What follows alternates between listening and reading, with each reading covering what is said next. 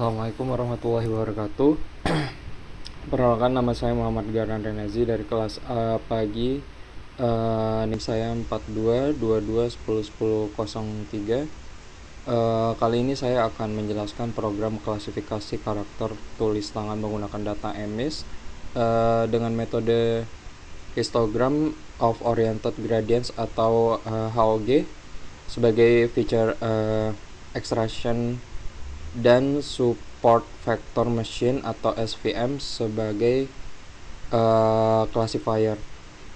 Evaluasi performa dilakukan menggunakan metode leave one out, cross validation atau LO of CV, dan matrix akurasi, precision, F1 score, dan confusion matrix.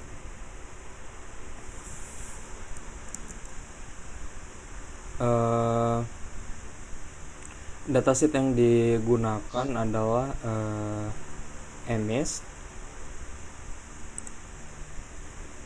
atau Extended MNIST yang diperoleh dari Kaggle. Dataset ini merupakan pengembangan dari dataset MNIST yang berisi karakter tulisan tangan berupa angka dan huruf. Pada program ini digunakan dataset EMIS Balance yang memiliki distribusi kelas lebih seimbang dibandingkan beberapa versi EMIS lainnya.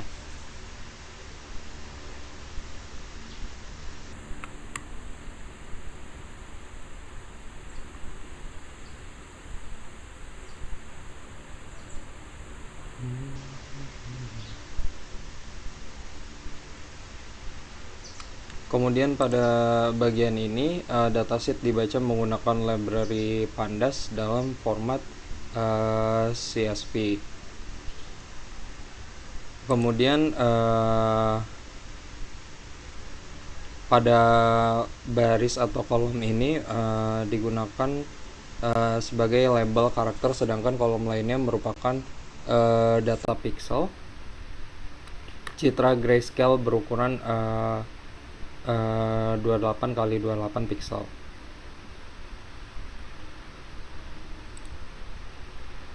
Karena metode LOOCV membutuhkan proses training berulang sebanyak jumlah data, maka digunakan subset sebanyak 300 data agar waktu komputasi tetap efisien.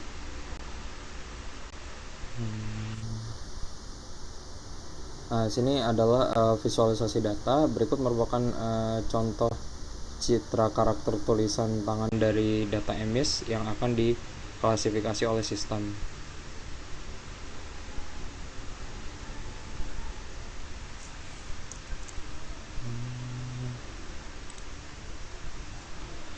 Setelah data dibaca, dilakukan proses feature extraction menggunakan metode histogram of oriented gradients atau HOG, yang bekerja dengan mengambil informasi arah gradien atau tepi pada gambar sehingga bentuk karakter tulisan tangan dapat dipresentasikan menjadi feature vector.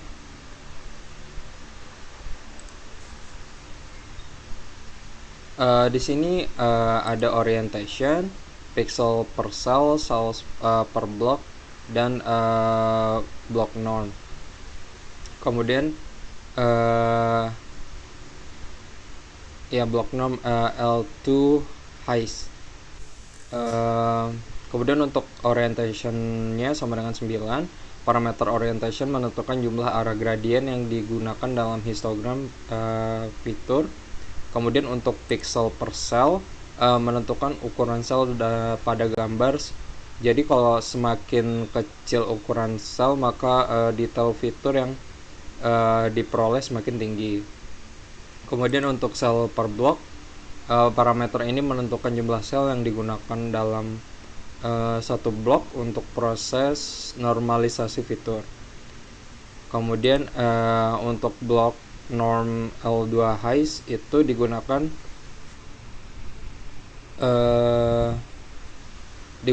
untuk menormalisasi feature deskriptor agar fitur lebih stabil terhadap perubahan pencahayaan. Eh, Kemudian kita masuk ke SMV model. Jadi setelah feature extraction selesai dilakukan, feature vector kemudian diklasifikasi menggunakan support vector machine atau SMP. SMP bekerja dengan mencari hyperplane terbaik untuk memisahkan antar kelas karakter tulisan tangan.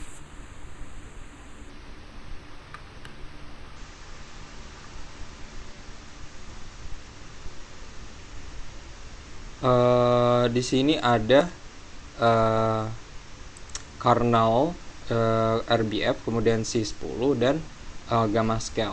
Kernel RBF digunakan karena mampu menangani pola data non-linear dan cocok untuk klasifikasi citra tulisan tangan.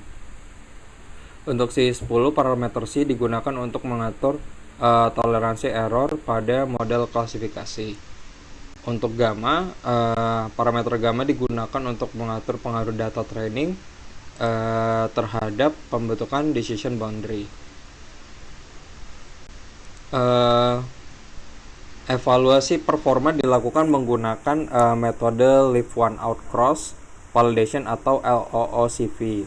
Pada metode ini, satu data digunakan sebagai data testing dan seluruh data lainnya digunakan sebagai data training. Proses tersebut diulang sehingga seluruh data pernah menjadi data testing sebanyak satu kali.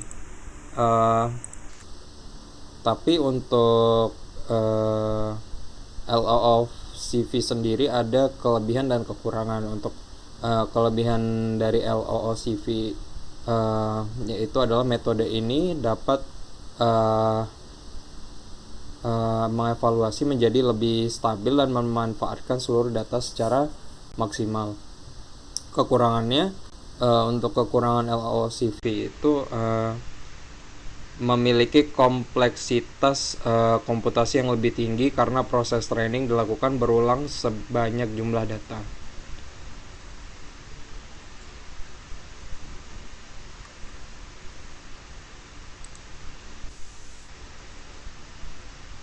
Kemudian di sini kita masuk ke hasil evaluasi, yaitu ada akurasi,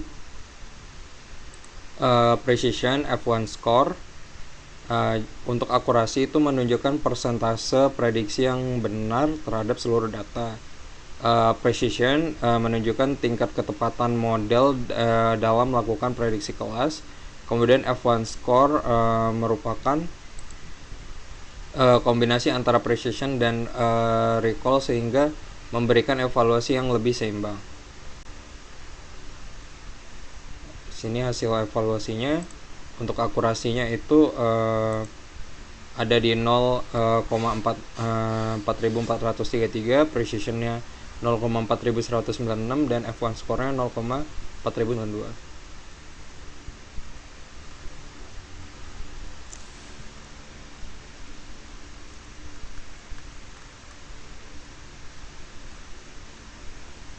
Kemudian masuk ke confusion matrix. Confusion matrix ini digunakan untuk melihat distribusi prediksi benar dan salah pada setiap kelas karakter tulisan tangan. Semakin banyak nilai diagonal pada confusion matrix, maka performa klasifikasi semakin baik. Di sini kita bisa lihat ini adalah tampilan dari confusion matrixnya.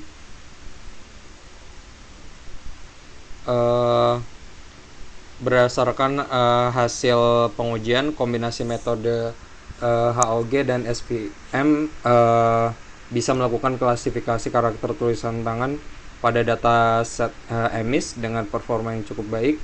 Metode HOG juga berhasil mengekstraksi bentuk karakter, sementara SVM mampu melakukan klasifikasi secara efektif. Sekian dari penjelasan saya. Kalau ada salah kata dan perbuatan mohon maaf. Sekali lagi terima kasih sudah menyimak presentasi saya. Saya akhiri. Assalamualaikum warahmatullahi wabarakatuh.